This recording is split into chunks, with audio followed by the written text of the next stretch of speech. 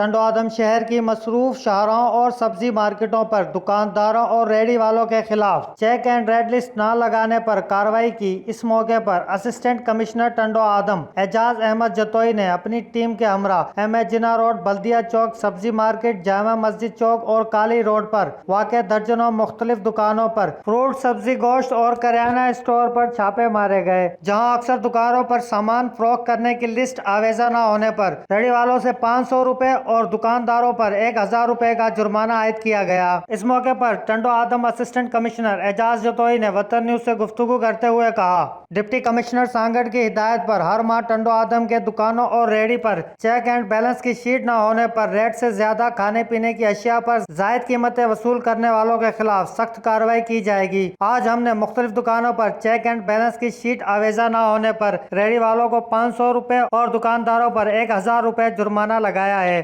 ہم اپنا market committee بھی جاتے ہیں، وہاں پہ جو آکشن پروسیڈنگز ہوتی ہیں ان کو بھی مانیٹر کر لیں۔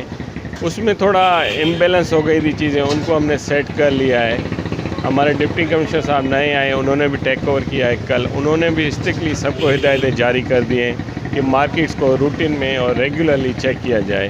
ہمارا مقصد یہی ہے کہ جو بھی ریٹ ہیں وہ کم از کم عوام کو جو مناسب ریٹ ہیں ان پہ پہنچے، کوئی بھی زیادہ مارجن نہ رکھیں، وہ مارکیٹ کمیٹی والے ہوں یا دکاندار ہوں۔